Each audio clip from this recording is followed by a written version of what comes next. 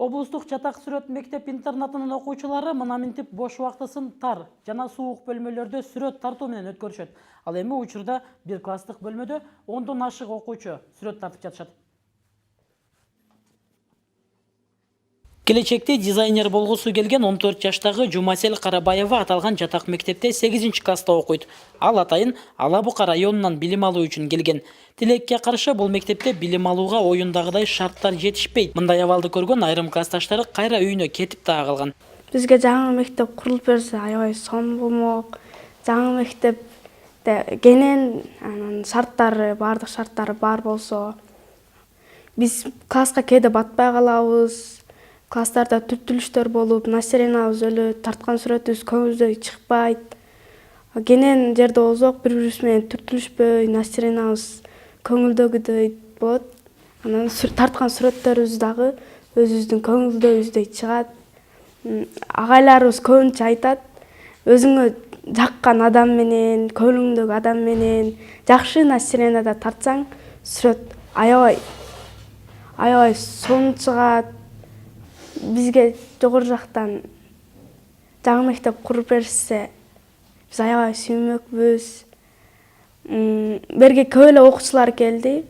Мына азыр 30га жакын эле, сентябрда 40га жакын окуучу бар болчу. Шарт жоктугунан мектептен кетип калышты. Эскилиги жеткен мектепти эптегенге мындагы мугалимдер бир топ эле аракет кылып көрүшкөн.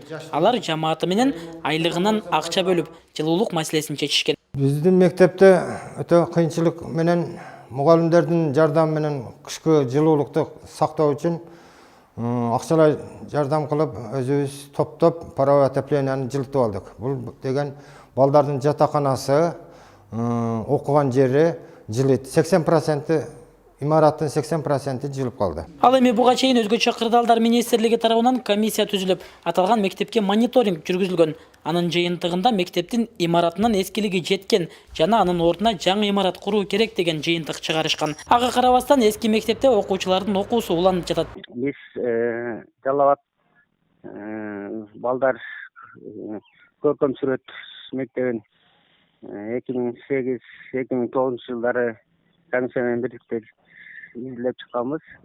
Ошол убакта изилдөө көрсөткөндөй, мектептин имаратынын курулуш материалдары моралдык жана физикалык жактан чарчап, көп жылдык пайдалануудан курулуш материалдары эскиргендиктен айрым класстары, жатаканасы жана окуу класстары эскилиги жетип, урап, шыбактары урап, чатырынан жамгыр жааган убактарда суулар өтүп турган жерлерин көргөнбүз.